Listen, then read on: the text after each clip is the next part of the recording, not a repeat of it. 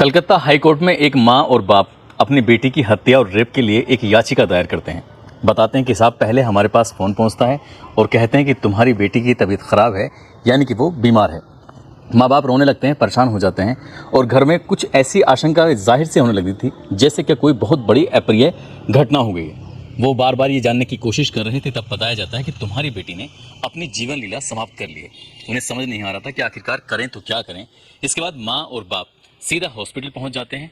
वहाँ जाने के बाद कहते हैं कि हम अपनी बेटी से मिलने के लिए आए हैं, आखिरकार क्या मामला है, क्या माजरा है। तब डॉक्टर लोग या जो भी वहाँ पर मौजूद होते हैं वो उन्हें कहते हैं कि तुम थोड़ी देर आराम करो, बैठो, पानी वानी पियो, उसके बाद में बात करते हैं। इसी तरह से इंतजार करते करते 3 घंटे का समय बीत जाता है, लेकिन माँ और बाप की कोई सुध ही नहीं ले रहा था। जो भी आता था बस आना जाना और एक दूसरे से कानों में खुसर फुसर चल रही थी। वो क्या निर्णय लेना चाहते थे, क्या नहीं, समझ नहीं आ रहा था। तभी कोई व्यक्ति उनके पास आता है और आने के बाद कहता है कि सेटलमेंट कर लो। यानी कि जो व्यक्ति अपनी बेटी को देखने के लिए पिछले 3 घंटे से पल पल तरस रहा है, उसके कानों में एक आवाज़ पहुंचती है कि सेटलमेंट कर लीजिए। किस तरह का सेटलमेंट कर लीजिए? जैसे ही हाईकोर्ट ने ये बात सुनी, ये याचिका सुनी, दरअसल इससे पहले पूरे देश भर में इस घटना को लेकर बवाल मचा हुआ है। बड़ी संख्या में लोग सड़कों पर उतरे हुए हैं। जो बीमार हैं उन्हें हॉस्पिटल में इलाज इसलिए नहीं मिल रहा है क्योंकि डॉक्टर ही सुरक्षित नहीं है, तो फिर इलाज होगा कैसे? अब ऐसी स्थिति में हाईकोर्ट को इस बात को लेकर थोड़ा तल्ख होता है, गुस्सा भी आता है, और गुस्सा आने के बाद वो कहते हैं कि ऐसा कुछ हुआ है तो ठीक है। मुख्यमंत्री ममता बनर्जी कहती हैं कि अगर हम 7 दिन में सबूत नहीं जुटा पाए या मामले की जांच ठीक से नहीं कर पाए तो 7वें दिन हम इस मामले को सीबीआई को सौंप देंगे। 7वें दिन यदि इस मामले को सौंपोगे, हो सकता है कि तुम इन सबूतों के साथ छेड़छाड़ करो, इसलिए 5 दिन में ही अगर तुम कुछ नहीं कर पाए हो तो 5 दिन में ये मामला सीबीआई को जाता है, यानी कि सीबीआई को जाता है। साथ ही एक बात और पकड़ी गई कि जो मेडिकल कॉलेज के प्रिंसिपल होते हैं, प्रिंसिपल ने ये जिम्मेदारी ली, नैतिक जिम्मेदारी। वो कहते हैं कि ट्रेनी डॉक्टर, जो लेडी ट्रेनी डॉक्टर जिसकी रेप के बाद हत्या हुई है, वो उनकी बेटी की तरह है, इसलिए मैं एक पेरेंट होने के नाते मैं अपने पद से इस्तीफा देता हूं। अभी पद से इस्तीफा ही दिया था कि राज्य सरकार ने उन्हें कलकत्ता मेडिकल कॉलेज और हॉस्पिटल का प्रिंसिपल बना दिया। इनकी ऐसी क्या जल्दी थी कि प्रिंसिपल ने इस्तीफा दिया है, तुरंत इसको ये जिम्मेदारी दे दी है। अब ऐसी स्थिति में हाई कोर्ट जो तल्ख रवैया अपनाता है, वो 2 बात कहते हैं कि इस मामले की जांच सीबीआई करेगी, और दूसरा ये है कि प्रिंसिपल को छुट्टी पर आप भेजते हैं या फिर हम भेजें। दरअसल आज की जो सच्ची घटना मैं आपको सुनाने जा रहा हूं, इस सच्ची घटना के माध्यम से ये समझने की कोशिश करते हैं कि आखिरकार उस लेडी डॉक्टर के साथ उस भयानक रात में कब क्या हुआ था। ये जानने की कोशिश करेंगे, ये समझने की कोशिश करेंगे।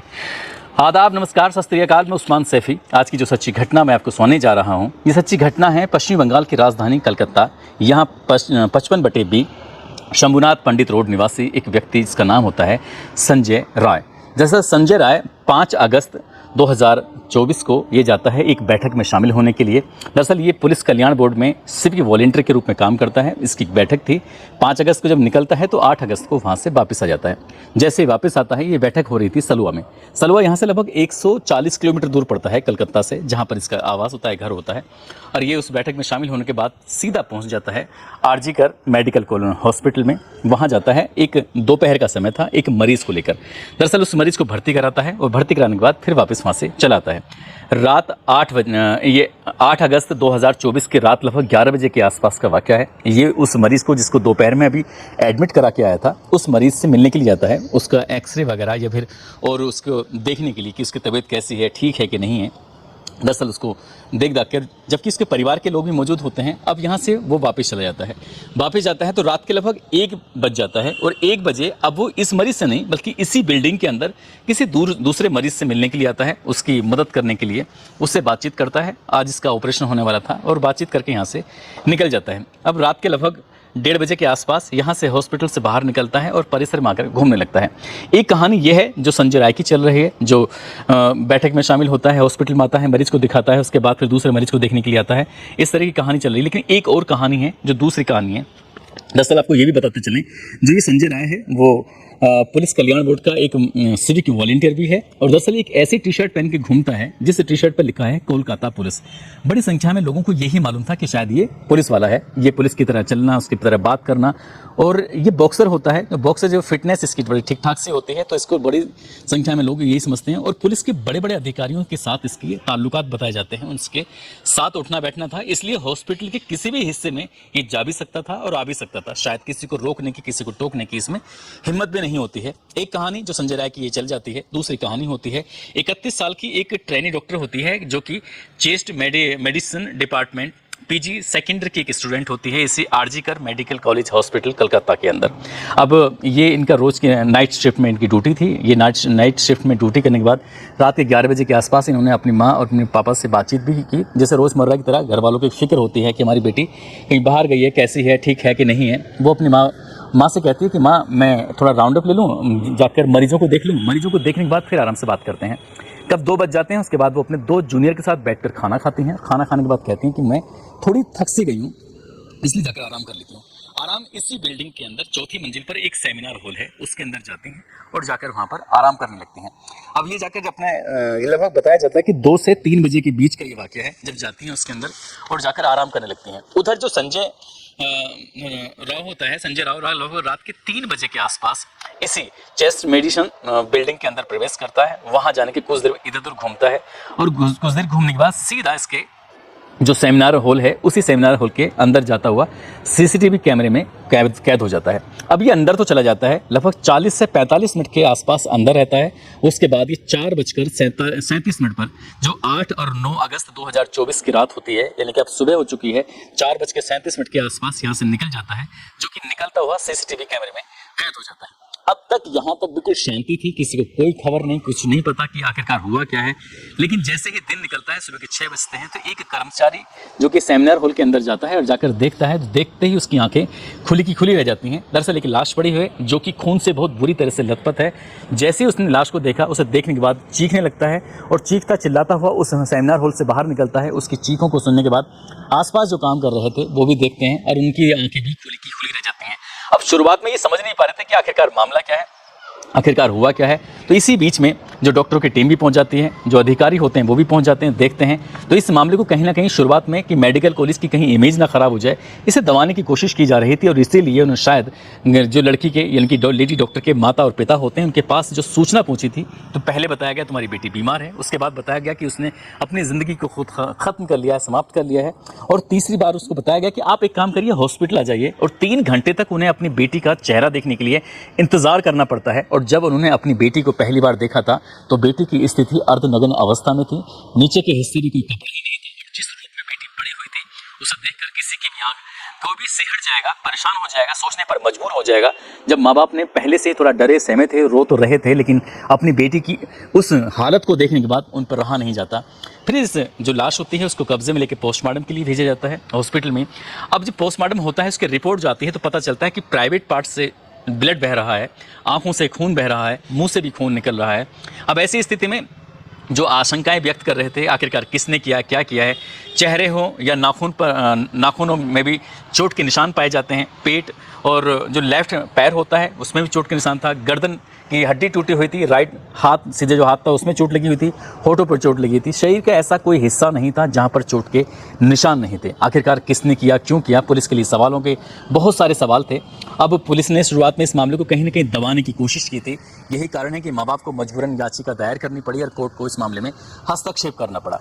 अब इस मामले की पुलिस जब जांच पड़ताल करती है, जांच पड़ताल करने की एक वजह ये भी बन जाती है कि देखते ही देखते ये मामला सोशल मीडिया पर सुर्खियां बटोरने लगता है। अब चाहे टीवी हो, अखबार हो, अब हर जगह प्रिंट मीडिया सहित जहां देखो वहां पर इसी घटना की कि ट्रेनी लेडी डॉक्टर के साथ इतनी अमानवीय घटना की गई है कि निर्भया 2.0 ये दूसरी घटना बिल्कुल वैसी पहली जैसी घटना के रूप में बन जाती है। किसने किया, क्या किया है।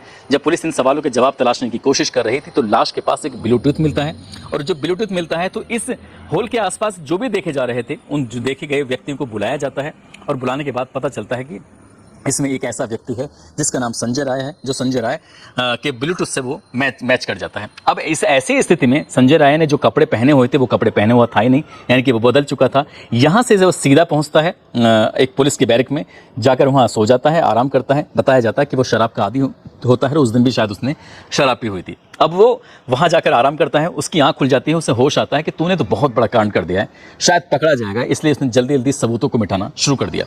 पुलिस ने जब उसे बुलाया था तो वो अपने जूते साफ नहीं कर पाया, और जूते पर उसके उस महिला डॉक्टर के ब्लड लगा हुआ था। अब जब आशंकाएं व्यक्त की जा रही हैं कि आखिरकार इस 40 से 45 मिनट के अंतराल में हुआ क्या है, तभी ये इस तरह से कुछ कल्पना की जाती है कि जैसे प्राइवेट पार्ट से, तो क्योंकि उसे ब्लू फिल्म यानी कि पॉर्न साइट देखने की अब बुरी आदत थी उसकी, मोबाइल में भी और वैसे भी वो अलग अलग वक्त में देखा करता था। लेकिन पॉर्न साइट में भी उन साइटों को देखा करता था, उन पॉर्न को देखा करता था जिसमें विभत्स तरीके से किसी महिला के साथ कोई गंदा और घिनौना कृत्य किया जाता है। ठीक उसने वैसा ही घिनौना और गंदा कृत्य किया जिसकी वजह से उस लेडी डॉक्टर के प्राइवेट पार्ट से ब्लड बह रहा था, खून बह रहा था, साथ ही उसकी आंखों में और मुंह से खून आने की जो वजह बताई जाती है। जब इस महिला डॉक्टर ने विरोध करने की कोशिश की तब उसका जो चेहरा था, उसका जो सर था, उसने बहुत तेज दीवार मारा। लेडी डॉक्टर ने चश्मा पहना हुआ था जिसकी वजह से उसकी आंखों के जो चश्मा लगा था उसके शीशा टूट जाता है, जो कि आंखों के अंदर चला जाता है और चेहरे के अंदर भी चला जाता है, यानी कि मुंह के अंदर चला जाता है, जिसकी वजह से आंखों से और मुंह से ब्लड बह रहा था। और ऐसी स्थिति में लेडी डॉक्टर ने बचने की तमाम कोशिशें की, छटपटाई ताकि अपने आप को बचा सके, सेव कर सके, क्योंकि वो बॉक्सर होता है संजय राय, और उसने उसके साथ बॉक्सिंग करनी शुरू की, उसको बहुत बुरी तरह से मारना पीटना शुरू कर दिया। यही कारण था कि उसके चेहरों पर भी चोट लगी, उसके नाखूनों में भी चोट लगती है, उसके पेट में चोट लगती है, उसके लेफ्ट पैर में चोट लगती है, और गर्दन, जैसे उसने लगातार गर्दन को दबा रहा है तो गर्दन की हड्डी टूट जाती है, और राइट हैंड पर भी चोट लग जाती है, होठों पर भी चोट लग जाती है। क्योंकि ये एक रिपोर्ट ये भी चल रही है कि डॉक्टर की मौत हो जाती है। डॉक्टर की मौत होने के बाद उसने फिर से उसके साथ बलात्कार किया था, यानी कि अब वो विरोध करने की स्थिति में नहीं थी। और जब वो अपने मन को संतुष्ट कर लेता है, जब उसके यहाँ से बात चला जाता है, हालांकि शायद उसने सोचा होगा कि शायद वो कभी पकड़ा नहीं जाएगा, लेकिन उसके कानों से निकला हुआ वो भी ब्लूटूथ, साथ ही उसके जूते पर लगा हुआ वो खून, वो उसे वहाँ तक पहुँचाने में अहम भूमिका निभा सकता है। उसने कभी सोचा नहीं था। जब पुलिस ने इस व्यक्ति के बारे में जांच करने की, पड़ताल करने की कोशिश की तो पता चलता है कि उसने 4 शादियाँ की हुई थी। पहली शादी करता है, छोड़ के चली जाती है, दूसरी शादी करता है, छोड़ के चली जाती है, तीसरी शादी में भी बीवी छोड़ के चली जाती है। एक बीवी की इसकी मौत हो जाती है किसी बीमारी के चलते। अब वो बीमारी क्या थी उसके बारे में तो पता नहीं, लेकिन ये बताया जाता है कि जिस तरह से पॉर्न साइट देखा करता था, गंदी फिल्में देखा करता था, गंदी फिल्में देखने के बाद अपनी बीवियों के साथ भी वो ऐसी ही हरकत करता था, इसलिए वो वहाँ से चली जाती हैं। और जब आसपास के लोगों से ये जानने की कोशिश की जाती है तो बताते हैं कि इसके घर से चीखने चिल्लाने की आवाज़ें भी आती थीं, यानी कि अपनी पत्नी के साथ इस तरह से मारपीट भी क्या करता था। और शायद इसीलिए इसकी बहन से रिश्ते ठीक नहीं थे, क्योंकि ये अमानवीय तरीके से हरकतें करता था। अब ये अपनी माँ के साथ रह रहा था और वो बाहर और या चाहे घर में वो ऐसे रहता था जैसे कि कोई पुलिस वाला हो, यानी कि कलकत्ता पुलिस में। हालांकि वो मानदेय के रूप में काम करता था, महज 12,000 रुपये उसको मिलते थे और ये अपनी इस तरह से ज़िंदगी जी रहा था। और ये हॉस्पिटल में आना जाना, ये भी जानकारी मिल रही है कि मरीजों को सिर्फ इसलिए हॉस्पिटल में भर्ती कराया करता था जिससे कि उनसे पैसे मिल सकें, क्योंकि किसी भी मेडिकल कॉलेज में मरीजों को आसानी से भर्ती नहीं होते हैं, क्योंकि वहाँ पर मरीजों की संख्या बहुत ज़्यादा हो जाती है और सुविधाएँ ज़्यादा होने की वजह से हर कोई ये चाहता है कि उसको यहाँ पर इलाज हो सके। ऐसी स्थिति में ये शायद दलाल का काम भी करता था और वहाँ पर ये पैसे भी कमाया करता था। लेकिन जिस तरह की शुरुआत में पुलिस की इस मामले को लेकर भूमिका रहती है, क्योंकि इसके बड़े अधिकारियों के संपर्क रहते हैं और परिवार के लोगों से ये कहा जाता है कि सेटलमेंट कर लीजिए। अब वो किस तरह से सेटल करना चाह रहे थे ये समझ में नहीं आता। अब ऐसी स्थिति में जब इसकी पुलिस की जो कार्यप्रणाली थी, सरकार की जो नियत थी कि हम 7 दिन में ऐसा करेंगे, तो घर वालों ने, परिवार वालों ने याचिका दायर करते हैं। मामला हाईकोर्ट पहुंचता है। हाईकोर्ट में इस मामले को बड़ी गंभीरता से लिया जाता है। कहते हैं कि आप 7 दिन नहीं बल्कि आप 5 दिन में ही इस मामले को सीबीआई को सौंप दीजिए, क्योंकि पता नहीं आप इस कितने सबूतों के साथ छेड़छाड़ कर दें, इस मामले की जांच जरूर होना चाहिए। अब पुलिस पर हाई कोर्ट को भरोसा नहीं है, परिवार को भरोसा नहीं है और कहीं ना कहीं पूरे देश को भी भरोसा नहीं है। लेकिन बात अगर हम सीबीआई की करें तो सीबीआई ने पहले बहुत सारे मामलों में जांच पड़ताल की है। अगर हम एक फिल्म के हीरो रहे हैं सुशांत सिंह राजपूत, उनके मामले की जांच करें तो उनका मामला शायद आज तक लटका हुआ है। ऐसे न जाने कितने मामले हैं, सीबीआई को जाँच तो जीत दी जाती है, सीबीआई पर बहुत मोटी तौर पर पैसे खर्च तो किए जाते हैं, लेकिन किसी भी मामले का इतनी जल्दी आसानी से रिजल्ट निकलता नहीं है। अभी मामला चल रहा है, पता नहीं पुलिस इस मामले की बढ़िया से जांच करके सही करती कि नहीं करती, क्या सीबीआई मामले की जांच करेगी या नहीं करेगी, क्या ये मामला ये ठंडे बस्ते में पड़ जाएगा, इसका भविष्य क्या होगा। क्या पुलिस पर भरोसा करें या सीबीआई पे भरोसा करें, समझ नहीं आता। या फिर साथ काम करने वालों पर भरोसा करें, जो व्यक्ति रोज हॉस्पिटल आता था उस पर भरोसा करें कि ना करें, किस पर भरोसा करें, ये समझ में नहीं आता। महिलाएं ना घर में सुरक्षित हैं, ना बाहर काम करने जाती हैं वहाँ सुरक्षित हैं। जहाँ देखो वहाँ उन पर गिद्धों की जैसी नज़रें बनी रहती हैं। लेकिन महिलाओं की अपनी जिम्मेदारी बनती है कि उन्हें ये लड़ाई खुद ही लड़नी पड़ेगी, उन्हें ये लड़ाई खुद ही जीतनी पड़ेगी।